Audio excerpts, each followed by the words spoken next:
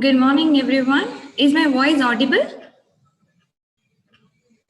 Yes, madam. Yes, madam. Thank you. Thank you, sir. So, Naik, shall we start? Yeah, I am ready. All right, sir. If you think you are beaten, you are. If you think you dare not, you don't. If you like to win, but you think you can't, it is almost certain you won't. If you think you will lose, you are lost. For out in the world, you will find. Success begins with a person will. It's all in a state of mind. If you think you are outclassed, you are. You have got to think high to rise. You have got to be sure of yourself before you can ever win the prize. Life's battle don't always go to a stronger or faster man, but sooner or later the one who wins is the one who thinks he can. Walter D. Bentel. If failures are pillars of success, let make those pillars cemented. With this note, a very good morning to one and all present here. Welcome to all those who have joined us for today's workshop on skill development on the topic Pillars of Success. I, Uma Shankari, Associate Professor, Department of Psychology, Indian Academy Degree College, will be the host for this session. Just a little housekeeping before we get started. If you have any questions during the presentation, please type them into the chat box. I will bring them at the end of the session, and we will also have time for questions at the end. Now, without further delay, we will turn the time over to our speaker for the day, Mr. Shivananda Nayak. Mr. Shivananda Nayak, MSc and P, founder and managing trustee of Awake Foundation and chief mentor of Handwriting House, is a postgraduate in psychology and expert graphologist. Sir has spent initial 2 decades of his career in corporate healthcare industry, working with a multinational company, but his calling to the field of psychology made him to resign his job and to pursue his passion. He began as a corporate trainer for soft skills, simultaneously working on his counseling and graphology skills. Sir is one of the few experts in handwriting, through which he provides counseling and guidance to his clients. Some major areas of his works are personal issues, couple compatibility, career guidance, aptitude assessment, to name a few. With his expertise skill, Sir has helped many clients in understanding and removing the mental blocks to achieve greater success and self-growth, and provided greater solution to all the issues. With rich experience in the corporate world as a trainer, he has trained a wide range of employees across several industries. One of his unique features of training is using graphology to give insight into his trainees about themselves. Several of his participants have taken advantage of his expertise to solve some of their personal as well as professional issues. His area of passion is working with children, which gave him an insight on how children's handwriting can reveal a wide range of information about them.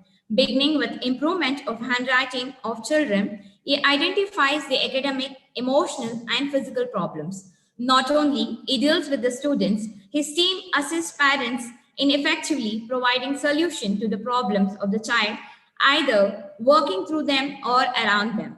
His program for teachers on the above mentioned topic has helped several schools in identifying such children at an early stage, and take appropriate measures to help them. Sir has been well recognized and covered by media, and many of his articles are published in all the major Kannada and English newspapers. One can see him and hear him regularly in the newspapers and radio programs. His programs, Baduku, Badilisuwa, Kai Baraha, was broadcast on air.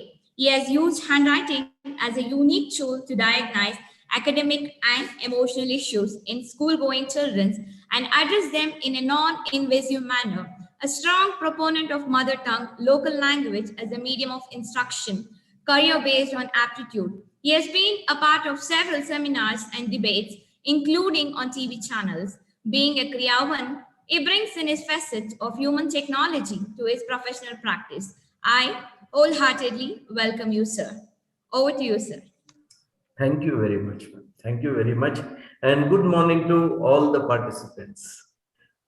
It's wonderful to see you people back after a long festive holidays. I'm sure all of you have enjoyed your festival holidays and had a gala time with your family. So today we are going to deal with the topic which is very close to my heart, and that is pillars of success. Let me share the PowerPoint presentation here.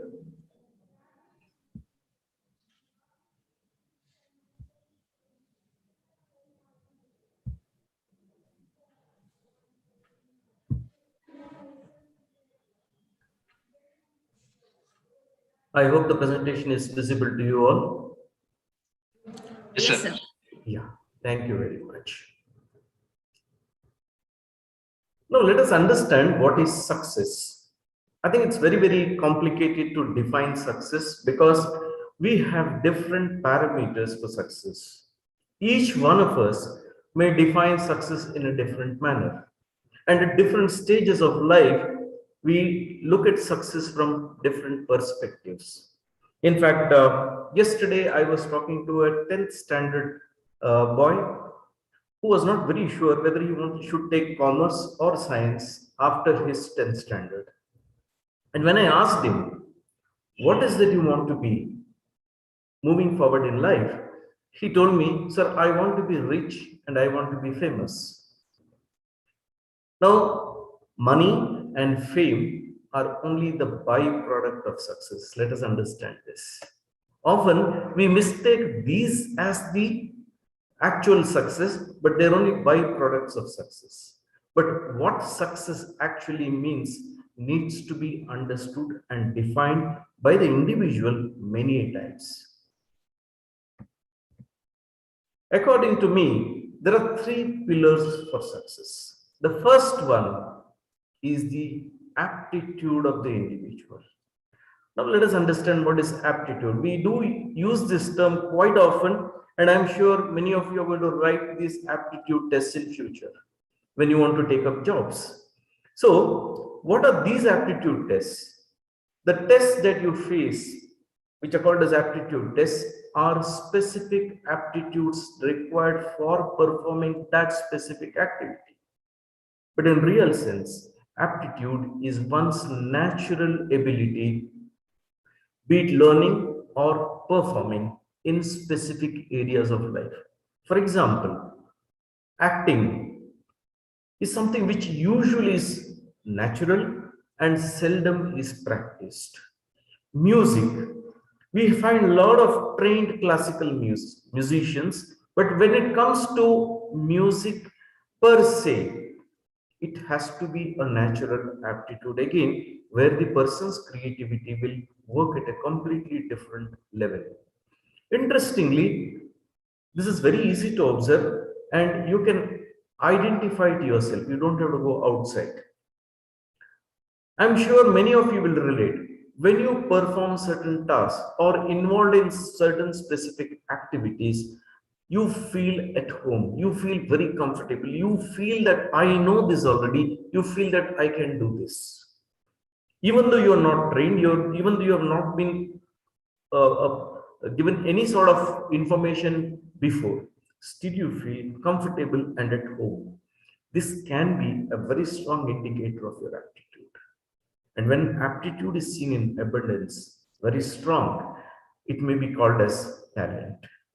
That is where, at an early stage of your life, you would have shown certain specific interests, specific activities which are completely in tune with your aptitude. But many times we also see that these activities do not get the necessary encouragement from the parents or from the environment.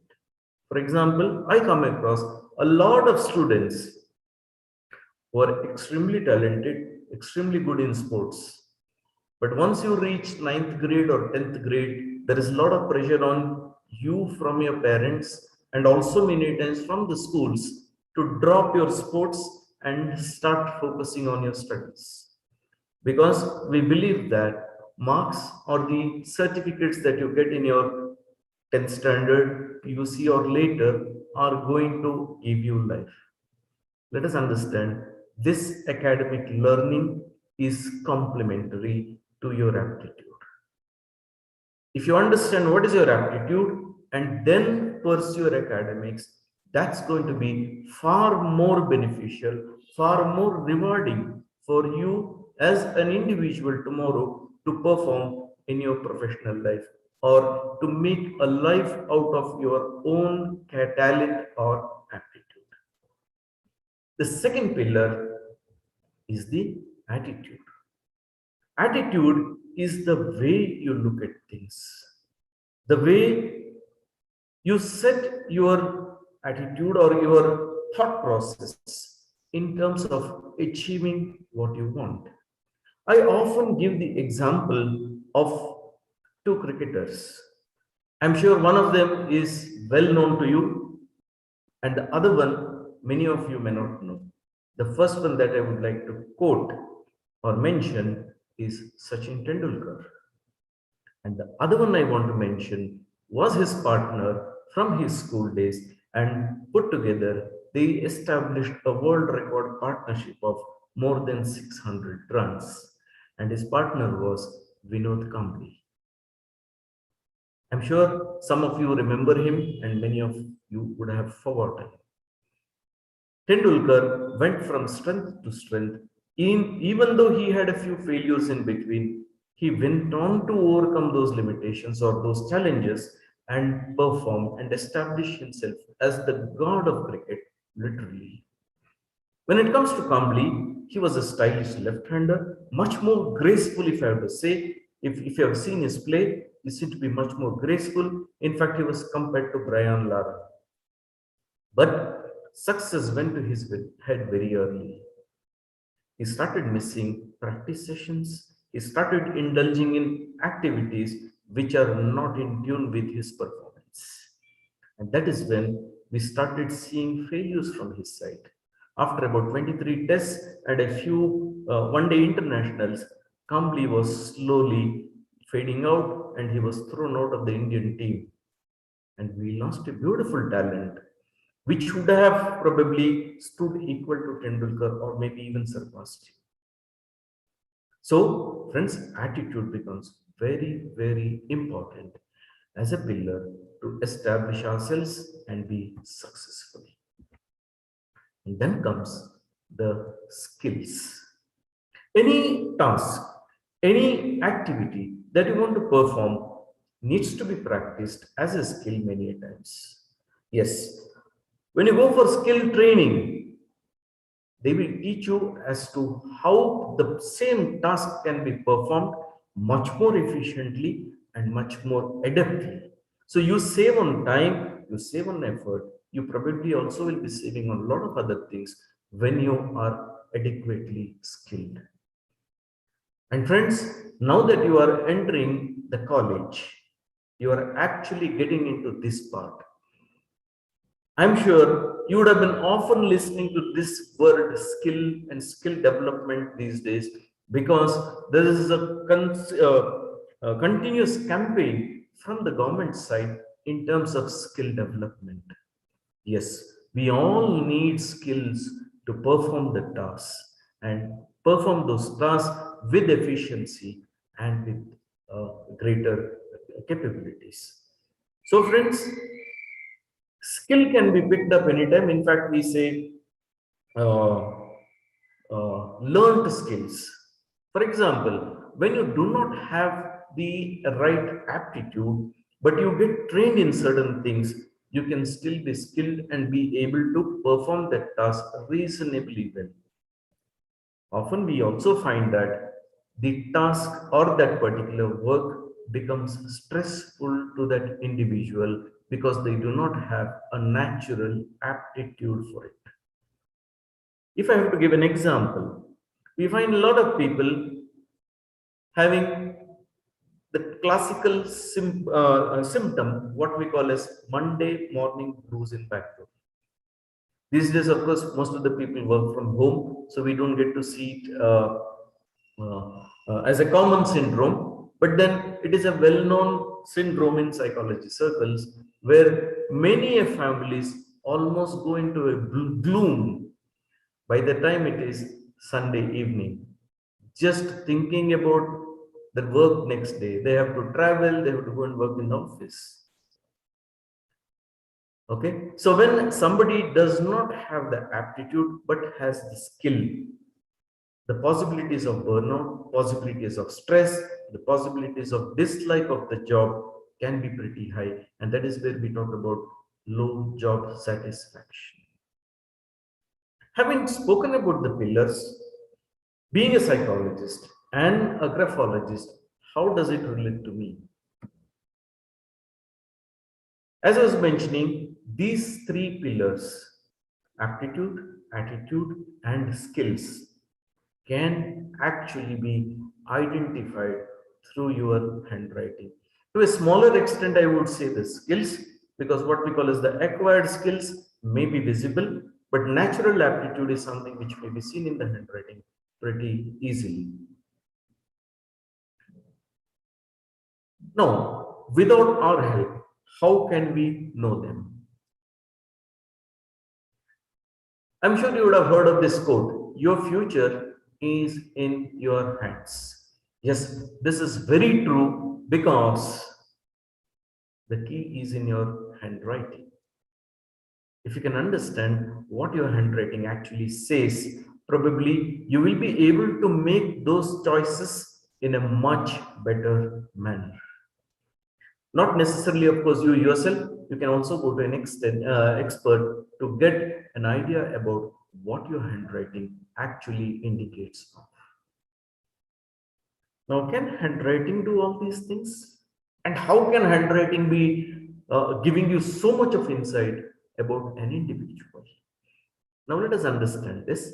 Handwriting in reality is not your handwriting. Instead, it is your mind writing. I would like to give you a small analogy here. I'm sure most of you have learned riding a bicycle.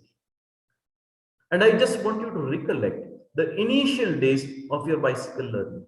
When you were a small child, initially to coordinate between the pedaling, the brake, looking in front, looking at the road, all these activities seemed quite complicated and difficult to manage. But within about 10 to 15 days, you find that one by one, you are able to master each one of them.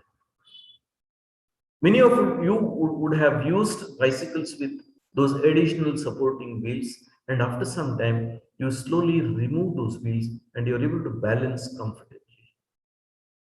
And then comes a stage, after about a month or two, you're able to ride the bicycle without any conscious effort, which means by this time, your bicycle riding activity has actually been relegated or learned by your subconscious mind, and your subconscious actually dictates your bicycle riding. In fact, many of you go on to ride the bicycle without holding the handle, without looking at the road. Many times you just glance at the road, but mostly talking to the person next to you if you are cycling together as friends. So, friends, writing also is a similar activity where in the initial stages you will find writing is very difficult. Many of you would have been helped by your teacher holding your hand and making those formations of ABCD. But over a period of time, as you go through years of practice, please understand writing is not a simple skill. It's a fairly complicated fine motor skill. It takes quite some time for you to pick up this skill, but you master the skill over a period of time. Especially when you come to high school, I just want to remind you again, when the teachers are dictating notes, they're quite fast and sometimes even merciless because they don't even repeat. You are expected to pick up the speed and you do that. All that you will be mostly focusing upon is the spellings, because if a word is not very familiar to you, you may think about the spelling, but otherwise formation of those letters ABCDs you seldom pay attention to. It becomes almost an automatic activity, and this is what we study. The way you form those letters, what we call as strokes, is a complete giveaway.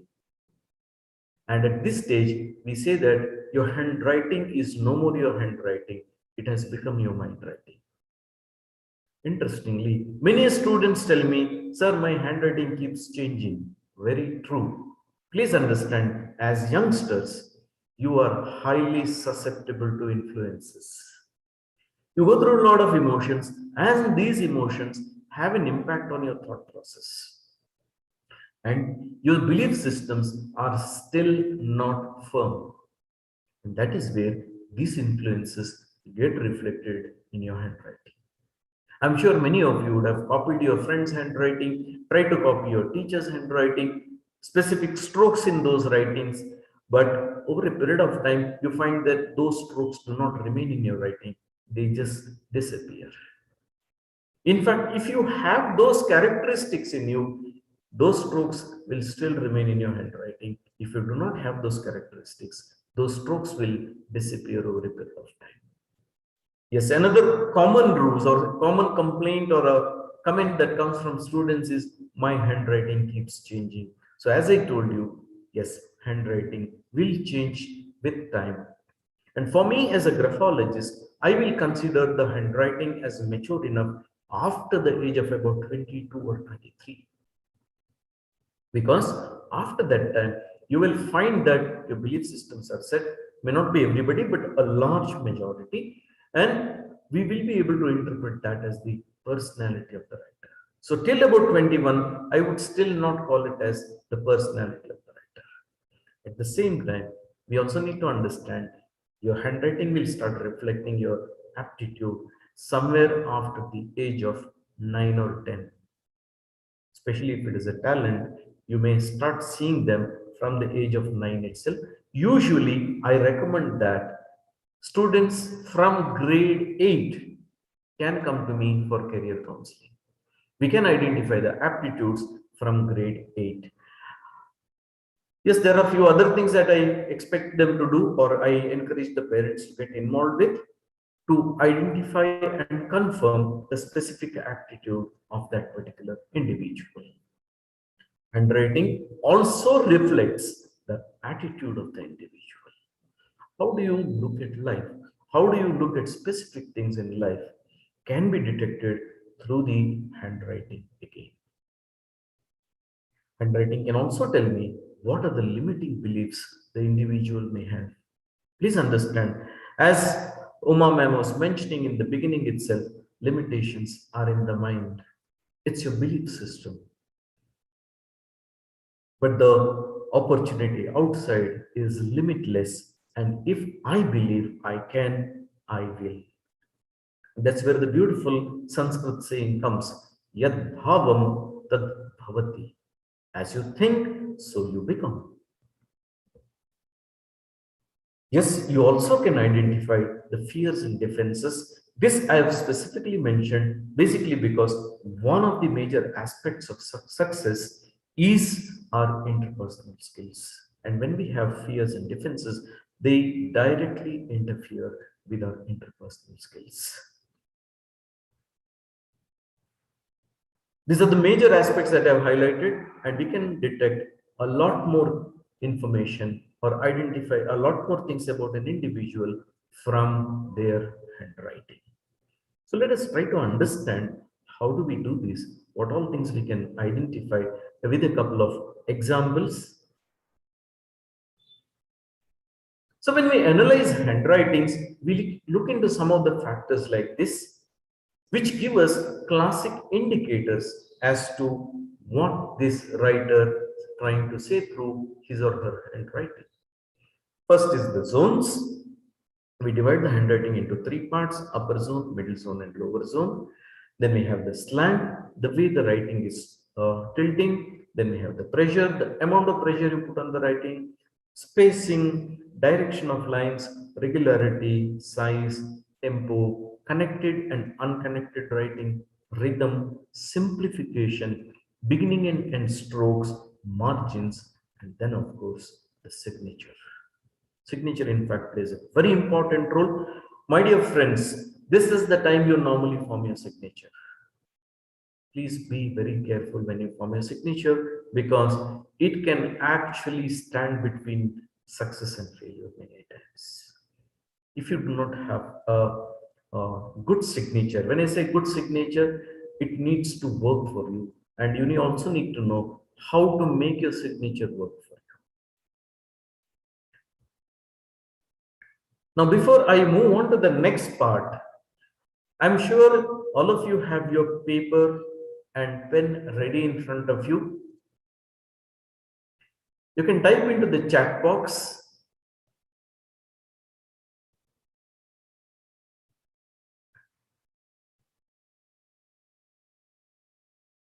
Excellent. I can see replies now. Yes, many of you have your paper and pen ready in front of you. I'm going to give you a small dictation, a couple of lines to make note of, so that you can actually see for yourself what are we talking about and what it actually implies. So let us start the dictation. It is important that I dream big.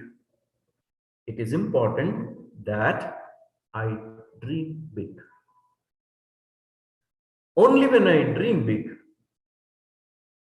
only when I dream big, I will put in efforts. I will put in efforts to make those dreams come true. I will put in efforts to make those dreams come true. Attitude is an essential ingredient. Attitude is an essential ingredient for success. I wish those days come back again and again. I wish those days come back again and again. This is the end of the dictation. Yes, you can put two signatures. If time permits, probably I will briefly deal with the signature at the end of the session, how to make a proper signature. Okay, two signatures at the end of the writing. Now that you have your handwriting samples in front of you, let us try and understand what the writing says. So as mentioned, one of the factors, and a very important factor, is the slant of writing. The slant of the writing is how the writing appears on the paper when you hold it in front of yourself. Does it look straight? Does it look tilting to the right or to the left? When the writing looks straight, this particular slant is called as vertical slant. Let me now connect as to what this slant says. In terms of attitude, a vertical slanted person is someone who tends to control his or her emotions. Especially in youngsters, they are fairly adept, fairly aware as to what kind of behavior is going to get what kind of a reaction from others. So that is where they control their reactions to situations, and often you find them, they do not express their emotions spontaneously. There's nothing right or wrong here, but how it works for the individual needs to be understood. So being emotionally controlled, they may not be seen as very friendly on the first meeting. And even later, you'll find that they have certain restraint when it comes to talking about themselves or talking about events that happened in their life. So happy or sad, you may have to read it from their body language rather than from their words. When it comes to aptitude, vertical slant is a slant which is required for doctors, required for people who are dealing with certain legal aspects. For example, judges, administrators, even office managers often will be benefited when they have a vertical slant, or they fit into these kind of jobs fairly comfortably. Why a doctor? Let us understand. A doctor needs to handle his emotions very, very carefully. Now, a doctor cannot be expressing emotions in spite of the patient in front of him virtually on the deathbed. They have to control themselves, reassure the patient's relatives, saying that, look, we are doing our best. Let's pray and hope that the patient survives in spite of the worst situations. Similarly, a judge has to work by the rule book and not by the emotional drama that often happens in a courtroom.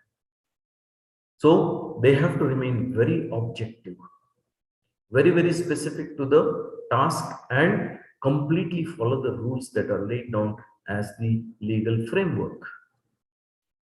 For example, a firefighter also fits into this particular thing. Auditors, vertical slant can be very useful for them. So we have a lot of professions which vertical slant indicates of.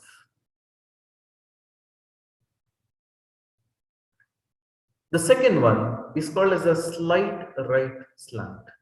As indicated here, you can see the writing is tilting slightly to the right, not too much, but slightly to the right. These people are called as sympathetic people, or they are friendly but remain within their limits. If I have to give you a practical example, I'm sure many of you who have this slant will relate.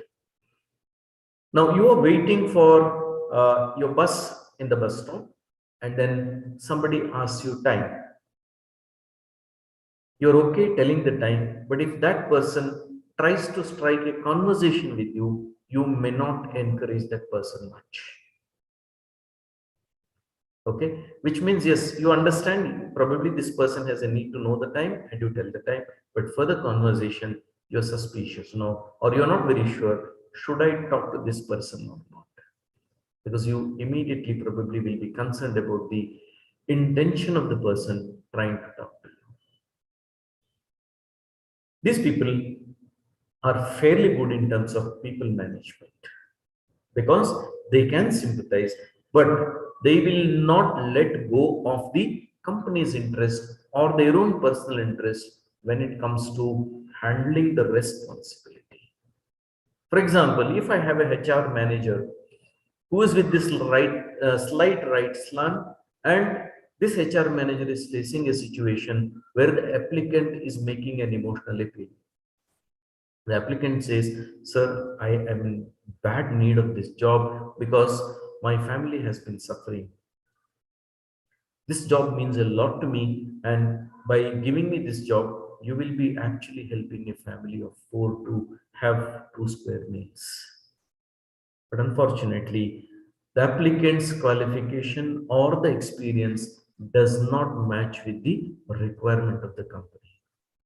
This HR manager probably would say, look, unfortunately, you do not fit into this system because you do not qualify, or your credentials are not in tune with the requirement of the company.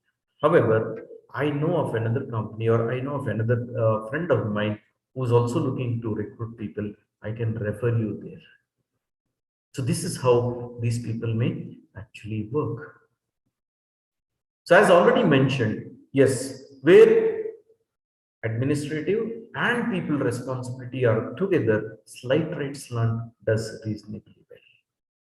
Then comes the third slant, and this is the right slant, where the writing can easily be seen to be tilting strongly to the right. Particularly if you look at the fifth line, the word close, look at the L. The next word, observation, look at the B. The way it is tilting to the right, which means these people express their emotions without any restraint. Whatever they feel, they tend to speak out very easily. Yes, For a vertical slanted person, this person may seem to be a little problematic or very uncomfortable to deal with, because vertical slant prefers to talk less, express less, whereas right slant prefers to talk more because they need to verbalize their emotions. Coming to aptitude, right slanted people fit in beautifully into jobs which are strongly people oriented, particularly sales, they enjoy a lot. Acting. In fact, I have come across a lot of actors' handwritings. I have personally collected them, and in my collection, I have reasonably good number of actors' handwritings. And a natural actor does have a strong right slant.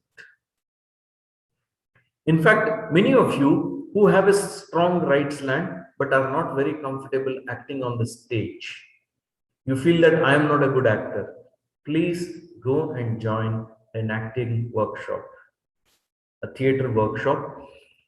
Now, number one, it will take care of your need to express emotions.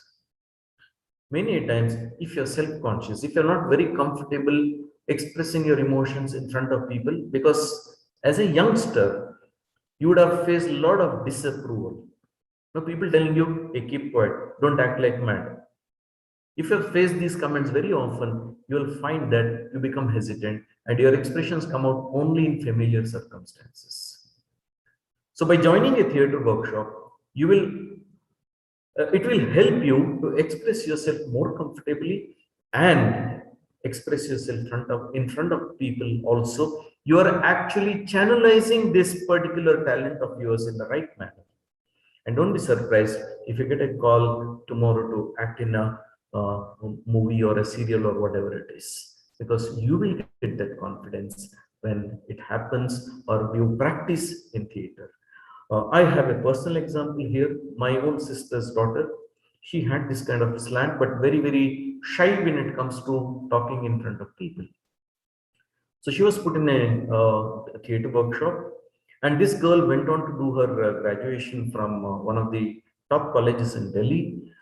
She missed her selection into National School of Drama because I think they were expected to direct certain number of plays which she was not able to complete due to her academic pressure. But today, yes, she applies this knowledge or this talent of hers in several areas, and she landed in a very good job in a startup. Now comes the interesting slant, which is to the left. Especially if I see this in a youngster, my instinct is to talk to this person, because in a youngster, this slant is indicative of a bit of a problem. When I say problem, it only shows that this person is not very comfortable with his or her own emotions. Often they feel that nobody understands me. Unfortunately, they fail to understand because they don't express, because they don't tell out things. People prefer to avoid them, or people still get a feeling that I don't know why this person is keeping quiet. Often they seem to be quiet people actually. In psychological terms, we call them as introverts. Interestingly, in handwriting, we define introverts in two categories. One is called as a social introvert, another is called as an emotional introvert. Anyway, I will not get into the technical aspects of it. However, often when you see left slant, it's indicative that this person is holding back emotions and there is a lot of pressure inside. Yes, as aptitude, when it comes to leftward slanted people, they fit into jobs very comfortably where minimum or zero people interaction is involved. As researchers, these people may do well, where they have to work alone in the lab on their own without interacting with people. In factories, on assembly lines, working with machines, these people are very comfortable. Basically, the bottom line is wherever people interaction is minimal, leftward slant people are fairly comfortable. But if you can work on this slant and try to understand why this left slant is coming to your writing, it becomes much easier for you to overcome this limitation. The second factor that I would like to deal with here is the pressure or the amount of impression that you make on your paper. All that you need to do is flip the page over and move your fingers on the paper. When you feel the writing, you may see three types of pressures, or one of them will be yours. If you don't feel the writing when you move the fingers, this pressure is said to be light pressure. If you're able to just feel the writing, you can make out that the writing is there when you move your fingers. This pressure is called as medium, and for heavy writers, you don't have to feel many times. You just have to look at the paper. You would have left a deep impression on the paper. Now, in terms of interpretation, light pressure indicates of happy-go-lucky or a person who does not really take things too seriously. Their emotional memory is supposed to be much shorter. So whatever they go through, they tend to forget fairly fast. Medium pressure indicates of somebody who involves fairly deeply into tasks, which means they apply themselves reasonably well, their energy levels are adequate. But once the task is complete, they need a break. In the third category, heavy pressure is indicative of very passionate people. They have strong likes and dislikes, and whatever they are involved in, they do it very passionately. Yes, a strong indicator towards your aptitude, how you approach things. For example, somebody who wants to be a dancer, heavy pressure probably is more recommended. Somebody who wants to be an architect, probably medium pressure would do better for them. So there are several professions which can be identified through the pressure also. I thought this one indicator will be very, very crucial for you as students, and this uh, particular stroke is called as the height of the T bar.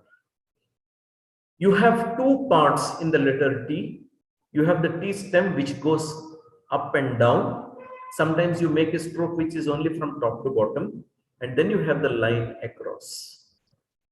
Now, the line across is called as the T bar. The height of the T bar indicates your confidence levels.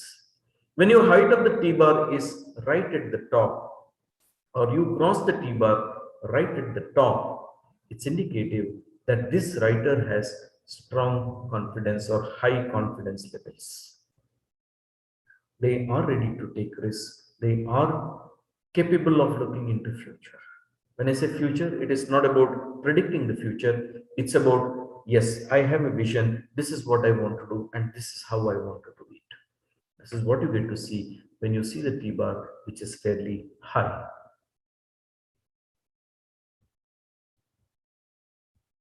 Yes.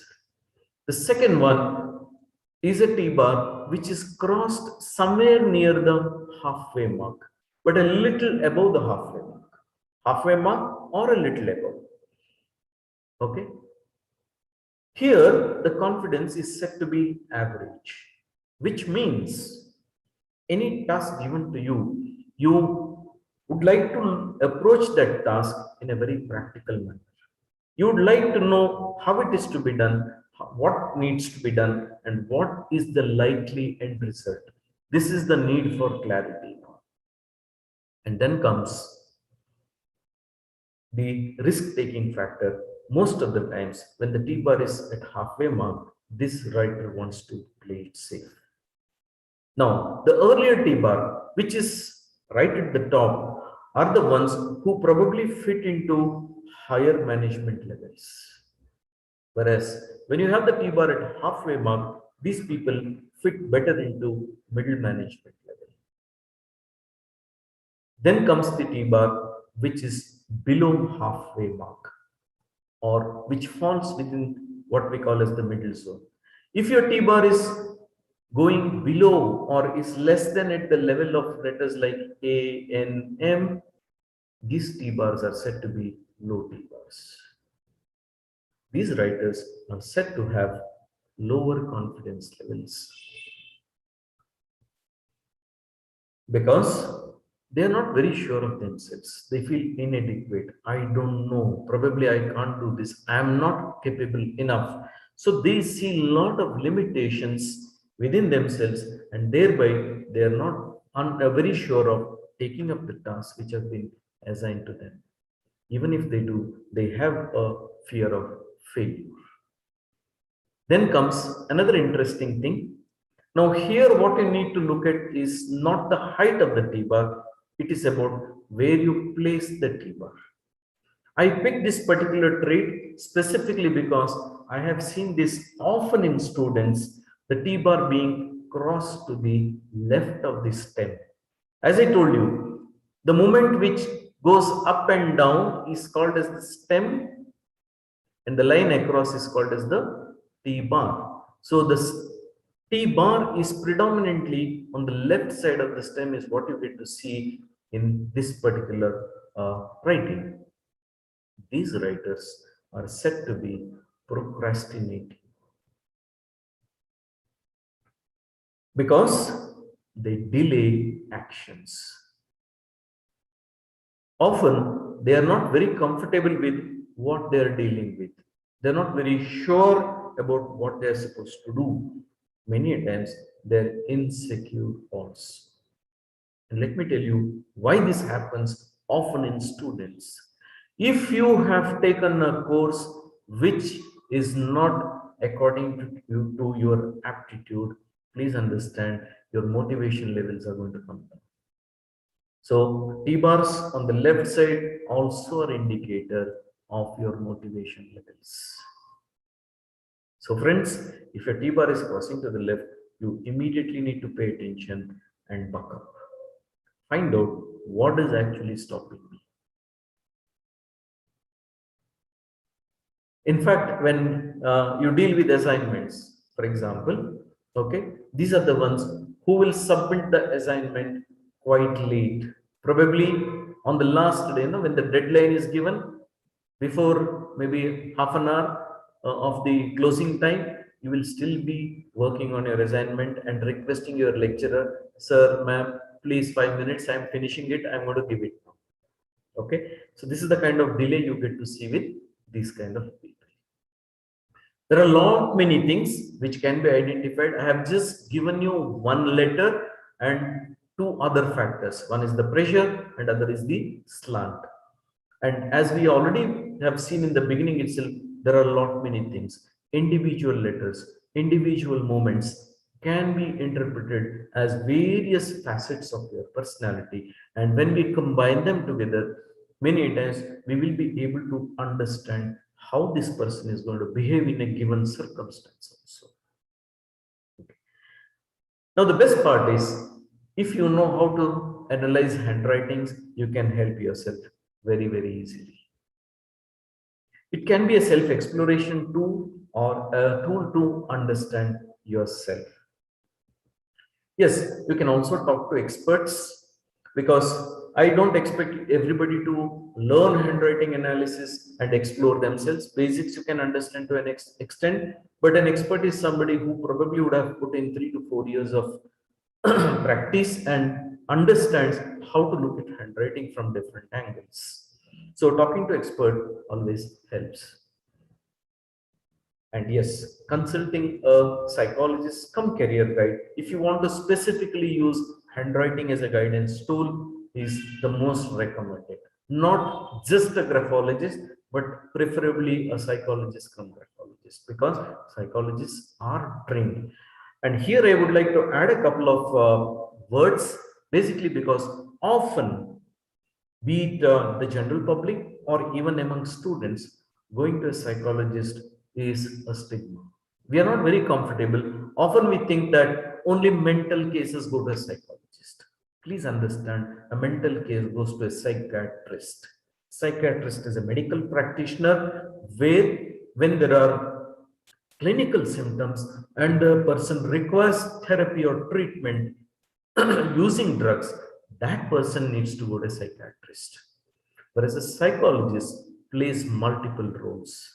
Often we are associated with problems. Yes, we do deal with problems, but we also deal with human potential development. Because as I mentioned already to you, when we understand your aptitude, your attitude, your limiting beliefs, fears, defenses, which become a roadblock to your success, a psychologist can be your friend, philosopher, and guide, who can actually help you to move further in life, achieve greater heights, or maybe orient yourself in the right manner. I do get people those who are going through mid-career crisis. Especially these are the people who are in the age group of about 35 to 45 years. Because after having put in that much service, they somehow realize or somewhere realize that I'm in the wrong profession. And let me tell you, it happened to me personally. Even though I studied psychology, I had not applied it much on myself. And then, of course, I learned graphology much later in my life. But when I studied graphology, I understood that I was in the wrong profession actually. I was in the sales and marketing team, which was not my natural aptitude. And immediately I took the decision to shift from there to what I was good at.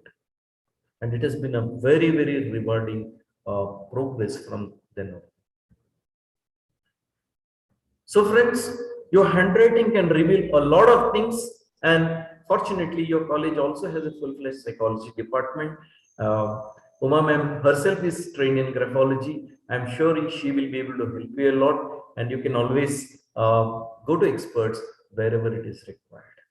Because ultimately, please understand, when you are dealing with life, especially choosing career based on your aptitude, please understand, you stop working, you start performing. Because whatever you do, you will never feel that as an effort. You will never feel that as a stress. In fact, you are motivated to do more. You are motivated to be more creative. You want to innovate and you want to contribute. And that is when, please remember, life becomes really interesting.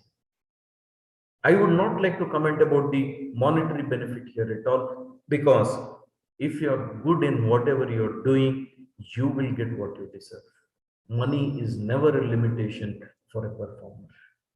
And then naturally, your performance is definitely going to give you the fame that you deserve again. So friends, please understand that the most important pillars are aptitude, attitude, and of course the skills which are supportive to these two. So with this, I end my presentation. It's time for question and answers. You're welcome to post your questions. Probably, Uma ma'am, I request you to please coordinate for this. I will stop sharing the presentation. Students, if you have any doubts regarding any questions, please post it in the chat box. So we'll help you out.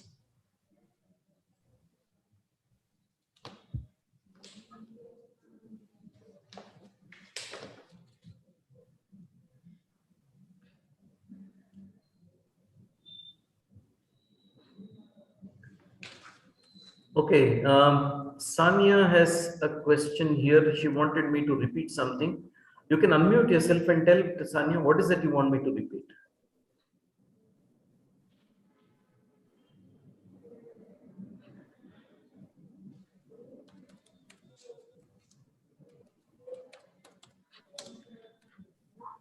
Chandan sir?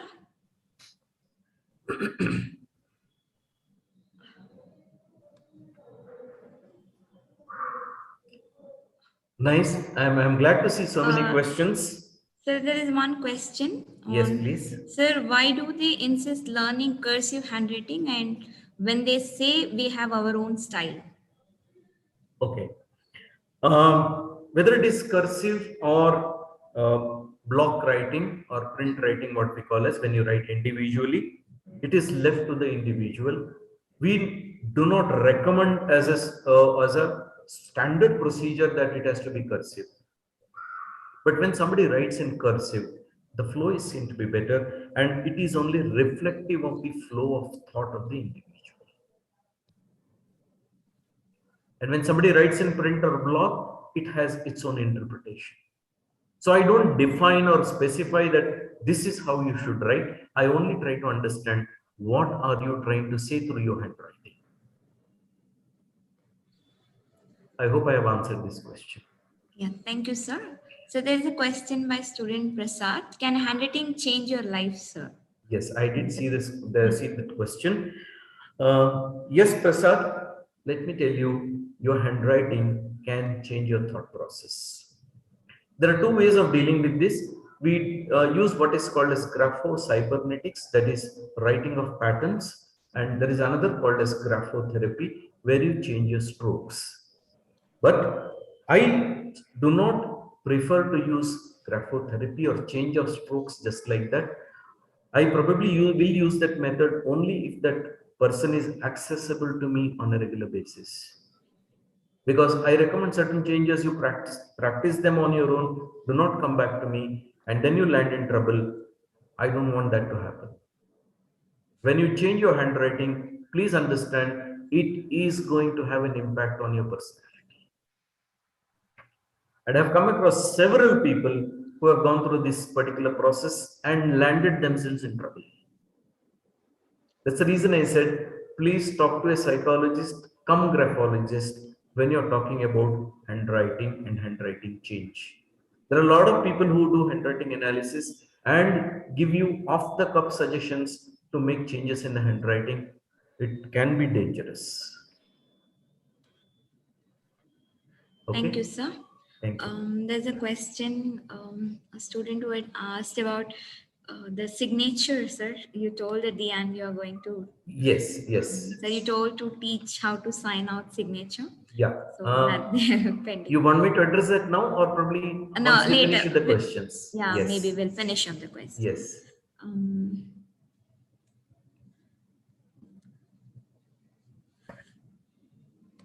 Yeah, any other questions? yes, sir, one second. Which could be the best handwriting you prefer us? Students have asked. Okay. Friends, I want you to understand one thing. There are no perfect people in this world.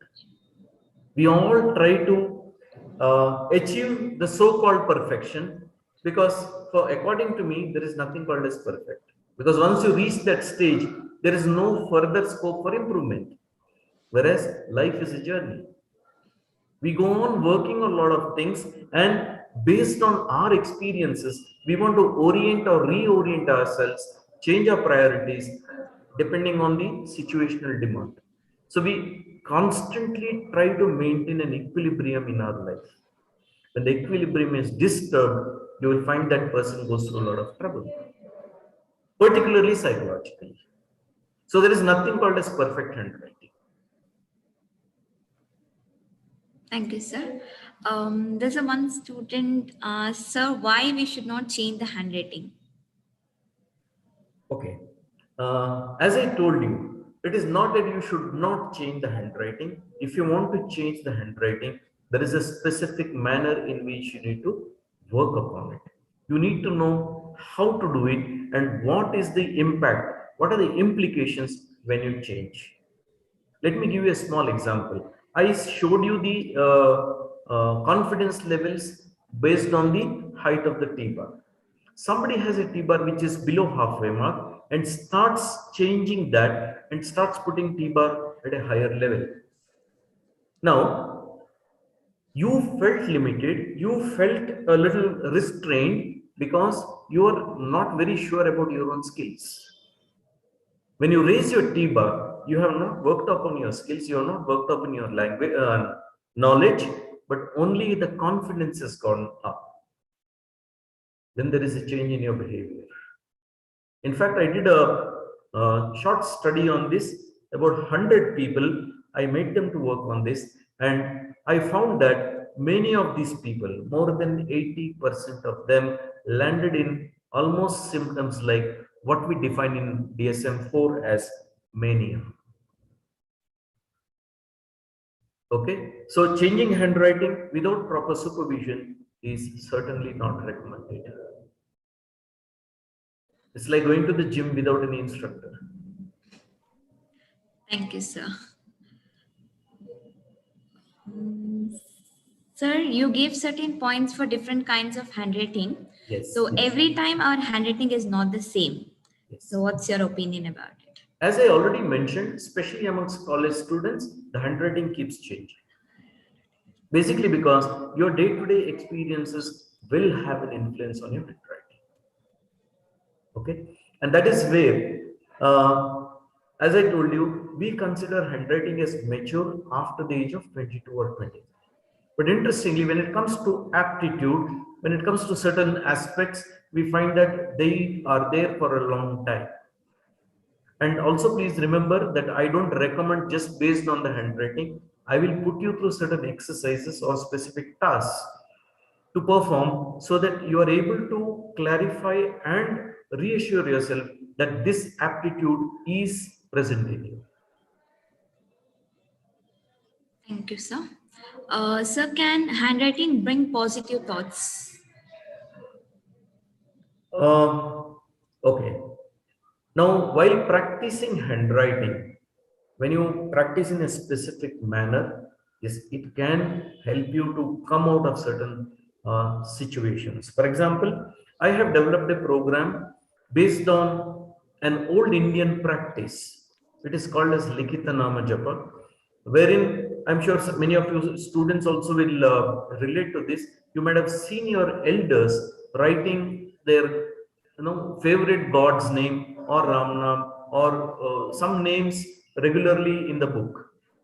And when you practice this in a properly channelized manner, you can actually overcome certain situations or situations like depression, situations like anxiety, stress.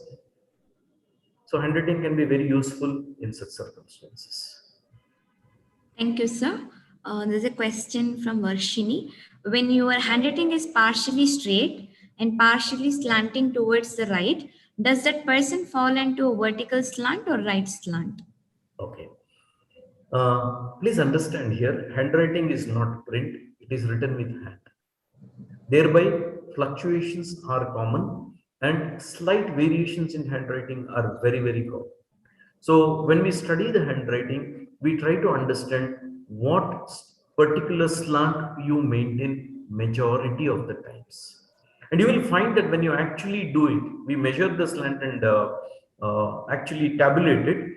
And when we do that, we find that at least 70-80% of the times you maintain a consistent slant, max to max plus minus 1 degree. That's the kind of accuracy you will maintain. So whichever slant we measure on a majority basis, that slant is considered as your predominant slant. Okay, sir, there is a question on can handwriting change our future? Okay, please understand, handwriting does not predict the future. Thereby, if you want to change your future, you can use handwriting in a specific manner. As I told you, there are also inherent risks involved in it. So when you're working with the qualified and professional guide, yes, it can help you in terms of overcoming the limitations. I would not say changing your future per se. Thank you, sir. Sir, how can we relate our handwriting to our job profession? At the time of interview, they won't ask us about our handwriting. Very interesting. Now, it is for you to understand where you fit in rather than for the interviewer. Okay. So when you know what kind of job profile you are getting into, normally when they advertise for the job, they also give you what is the expectation, what is the role that you're going to play. So once you understand this, you make a comparison and try to understand, do you fit into this particular job? Okay. Second thing, now if you have learned handwriting analysis, this is what happened to many of my students. When they attend the interview, they say that they probably also mention in their CV that I have learned graphology or I have learned handwriting analysis, which immediately triggers curiosity in the panel. Many times people ask you, okay, can you analyze our writing now? Or one of the persons giving you the handwriting in the panel, and the whole interview turns in your favor. Many of them landed into a job without much of an effort, because they were very impressive with their analysis itself. Thank you, sir. Sir, is it true that people with bad handwriting tend to be more successful? Okay. Please understand, my dear friends, for me as a graphologist, there is nothing called as a bad handwriting or good handwriting. For me, the classification is it legible or illegible. And success does not depend on legibility or illegibility part of it. Yes, there are people who are successful who had beautiful handwriting, so to say. When I said beautiful, it was legible and really pleasing to the eyes. And there are successful people who did not have the so-called beautiful handwriting also. So the legibility factor not necessarily is the parameter for success. I would like to highlight here, specifically when it comes to signature as well as handwriting. Okay, people working in jobs which require a lot of confidentiality will find many times their handwritings are not very legible and signature also is not very legible. Okay, and I've had several encounters like this. I mean, getting into case studies will be quite elaborate. It will eat away too much of time, so I would not like to get into that.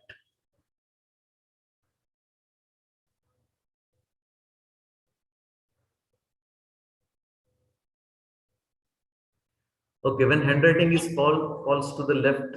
Yes. Yeah. So when handwriting falls to leftward slant, Hmm. it is leftward slant. Yes. What handwriting brings in business and life? If handwriting is worse, that our life is bad and very hard to deal with others. Okay. Okay. Rahul, as mentioned, when the handwriting is tilting to the left, that is also called as the left slant. Okay. Now, the slant is a major indicator as far as handling of emotions is concerned. So, when somebody has a leftward slant, they do not express their emotions very easily, but it doesn't define the success factor of that person. As I mentioned to you, as an auditor, this person may do very well. As a researcher, he may do very well because they do not have to interact with people. Okay. So, in the right circumstances, in the right situation, see, that is where the aptitude part comes. Now, imagine a left slant choosing sales as a career where they have to deal with people every day, they have to deal with emotions every day. It becomes the biggest stressor for them. And I have seen people who have become successful salesmen even with a left slant. Please understand this now. But their personal life goes for a toss. Because it happened to be a family counseling, and this person was a salesperson with a left slant, and his wife had so many complaints. Because his family life was very, very bad. In the sense, he was not able to maintain a work-life balance. Okay. Thank you, sir. There are a couple of questions. Yeah. How to get rid if getting distracted and disturbed by the surrounding situation and people? Okay. Basically, you need to understand whether it is lack of concentration or lack of motivation. If you're not able to focus on certain things, we do give certain handwriting exercises to help you improve your focusing abilities. Okay. Sometimes even adaptive measures can help you to remain focused on the tasks on hand. There's another question, sir. Many people say me that my handwriting is beautiful, but I personally feel that my handwriting is not good. Can I know what is the reason? Okay. Like this, a familiarity breeds contempt. When I look at my own handwriting on a daily basis, I feel there is no great shakes about it. But for somebody who looks at your writing occasionally, and if it is legible, pleasing to their eyes, okay, they would say your handwriting is beautiful.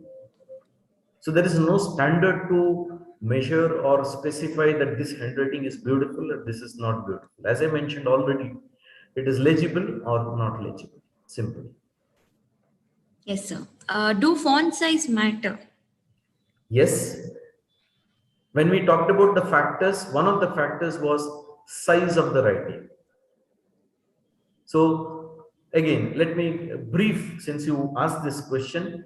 Larger size indicates of somebody who has lower ability to remain focused on things. The smaller size, when the handwriting looks very small and occupies very less space on the paper, it indicates that these people have a fairly strong ability to remain focused, and their sitting tolerance is said to be far better. Thank you, sir. Is it true that if our handwriting is bad, then our brain is working faster than our hand? Okay. Often this is what is said, which I do not subscribe to personally. Okay. Yes. Let me ask you here now. If you, whoever is written this thing, or ask this question, or even for the others, is your handwriting same when you write the exams, especially in the last few minutes? And is your handwriting the same when you write a love letter? I know these days not many of you write love letters. Mostly it is on the WhatsApp chat. Okay. But as an experiment, I would still strongly recommend, please write a love letter and see your handwriting. Now, does this represent two different personalities? For an expert eye, they are not two different personalities. We will be able to show you, point out to you specifically almost about 90 to 95% of the handwriting matching actually. Thank you, sir.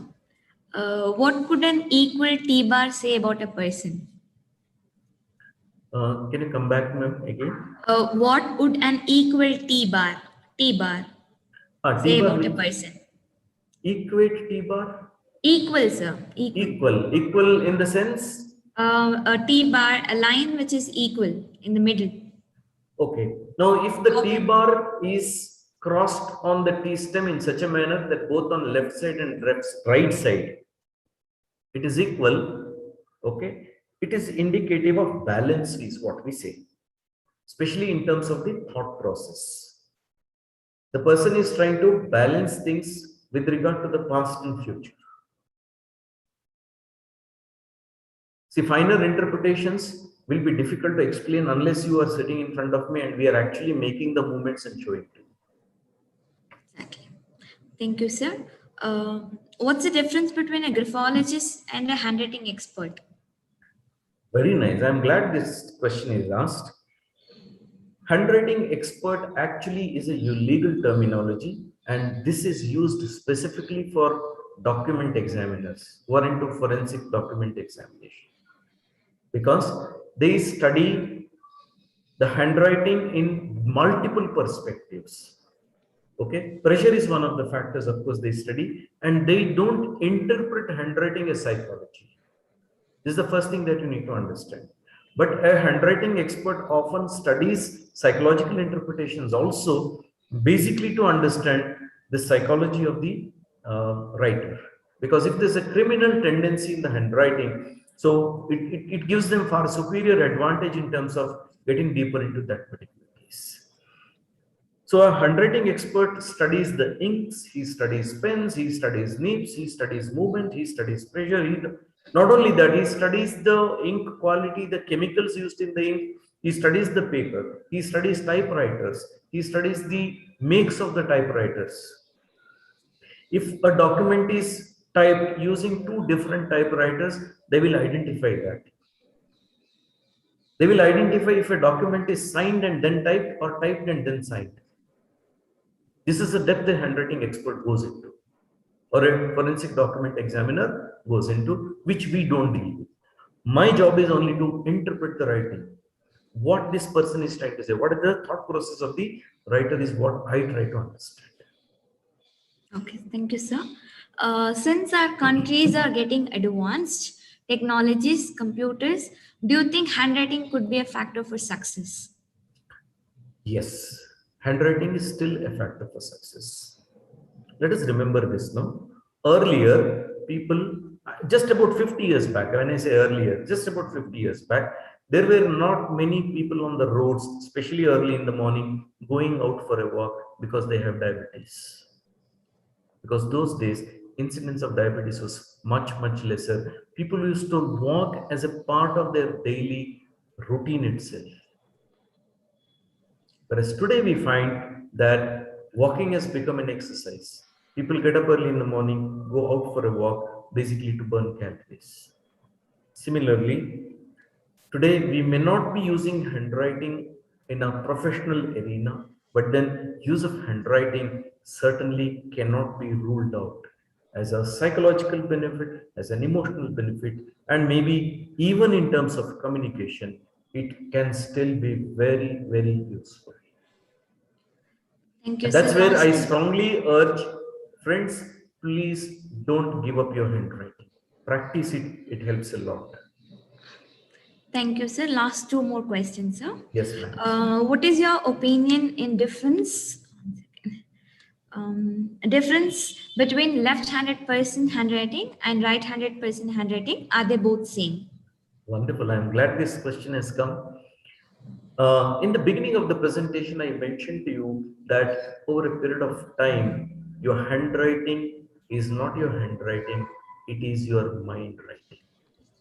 In fact, what we have seen, whether you use right hand, you use left hand, you use your feet to write, if you have gained proper proficiency, that writing can still be interpreted as your mind writing.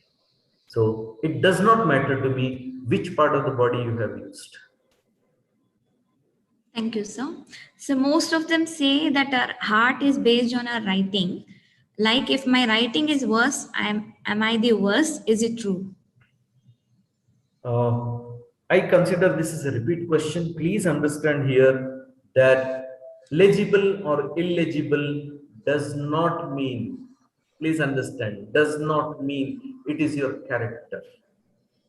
You cannot say bad handwriting, bad person, good handwriting, good person. There are certain traits which are studied in the handwriting. As I mentioned already, yes, there can be criminal tendencies. There can be few other indicators which represent certain aspects about that personality. So legibility factor is not a character certificate. Thank you, sir. Last question. Yes. The writers who are very expert in writing nowadays, they are using mobile phones, laptops. There Mhm. are very less handwriting persons. Can you please tell, sir? Okay. As already mentioned, if you are using machines, okay, yes, it serves a specific purpose.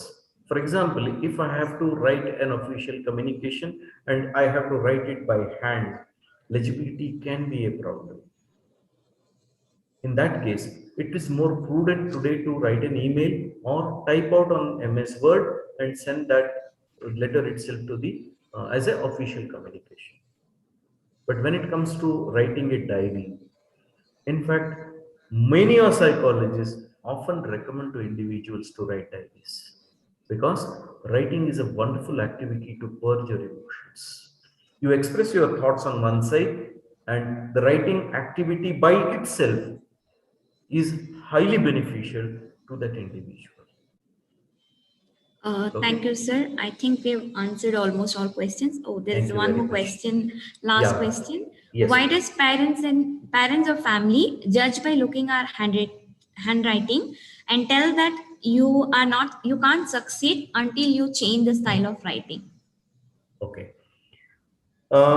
Yes, this is a layman opinion, if I have to put that way, because people try to interpret these things again, legibility and illegibility. If your handwriting is not very legible, they feel that you're going to lose marks, and which is true. If handwriting is not legible, it can be an indicator because the evaluator will virtually consider that probably this person does not or this student is not very sure about the answer. So they've scratched something over here. So legible handwriting gives a better presentation, better clarity of thought. Thereby, it may help you in scoring a slightly more marks, which is true probably in the lower grades. But once you go to higher standards, you may find that the legibility factor may not be the deciding factor over there. Yes, it may still result in you losing couple of marks. So it is purely with respect to scoring marks and not about the personality. Please understand this. Thank you, sir. I think we've answered almost all the questions asked by students, and coming to the end of the session. Thank you so much, ma'am. Okay, there's one last this thing here from Rahul. Yeah. Handwriting takes more time than machine. Please explain. Please understand, when it comes to machine's speed can be decided by programming, whereas your handwriting speed is decided by your own programming, and this is something which you cannot change. It's very difficult for you to work on this. Yes, you can work on the speed of handwriting by practice, whereas machine is ready-made, it is set, it is subjected to human intervention. When it comes to your own handwriting, it is you who will have to practice it, and you can still gain or practice writing fast. So it's never a problem. Thank you, sir. I think students will not leave you because they are asking I'm repeatedly, so what happy about to the see. Yeah, I'm what so about the happy. signature Yes, signature yes, part of it? They yes. just I will. want I to. will definitely deal with this.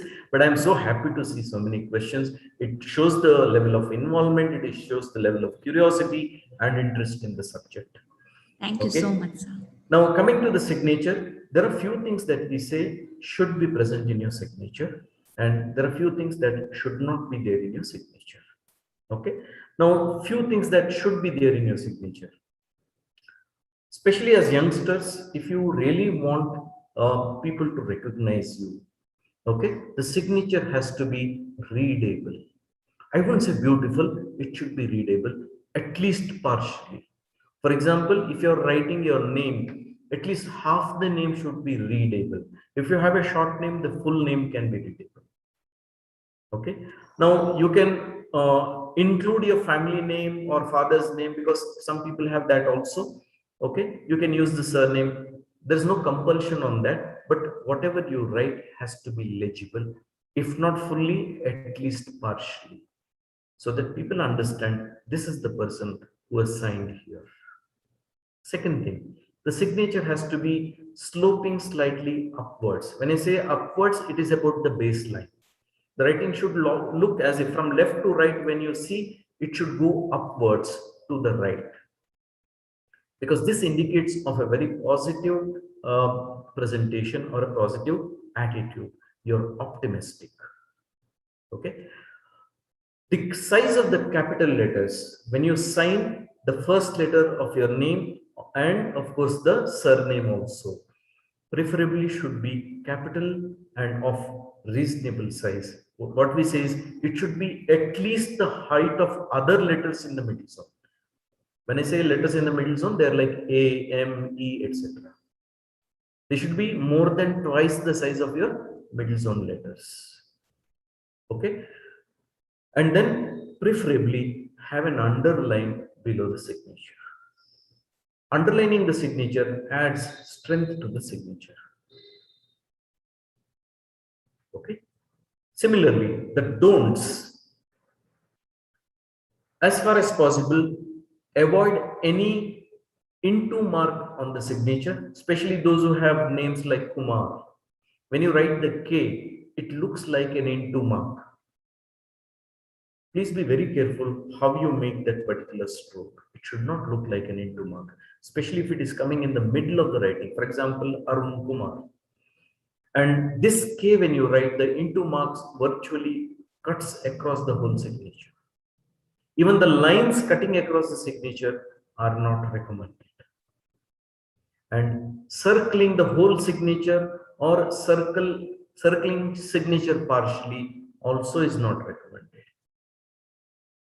Many times I see this in youngsters. You either encircle your capital letter or the entire signature. This is not recommended usually. Okay. And also avoid strokes ending to the left. When you complete the signature, you complete it to the left side, specifically in the upper zone. That is, you come up and then end to the left. Ending to the left as a base, as a bottom line, like after the signature, you underline as a continuous stroke moving to the left is still acceptable. It is okay. But a line cutting across the signature or going above the signature to the left is not recommended. Okay, these are some basic principles when you form your signature. I hope I have Thank you. answered your questions. Yes, sir. Thank you so much. Thank you Students, so if you much. have any doubts regarding the same, you can just email or you can call up to the following number, which is displayed on the board. Okay. Yeah, we are coming to the end. So it's So, my honor to deliver the vote of thanks for this afternoon. Once again, good afternoon, all. I would like to thank our resource person, Mr. Shivananda Nayak, for his thoughtful presentation and giving us an insight on understanding how handwriting analysis can be effective and reliable indicator of personality and behavior. A special mention to our respected principal, Dr. Srinidhi Parthasarthi, for his constant support and standing as a pillar of strength. With deep sense of appreciation to our Vice Principal, Ms. Shalini, and all heads and faculty members for their continuous work. My gratitude to all the participants for gracing the occasion and sharing their opinions today. And this program could not have taken place without you, the wonderful audience, my dear students, for making this program a grand success and a very meaningful one. Thank you, one and all. Have a good day. Thank you so much, sir. thank you very much. From my side, I would like to express my sincere gratitude to the principal, staff, and management of Indian Academy, and all of you who have been wonderful participants and you have asked so many questions. Thank you very much. And one special mention, Mrs. Uma Maheshwari, who made this possible, who had been a constant inspiration for me also. Thank you very much. Thank you, sir. Thank you.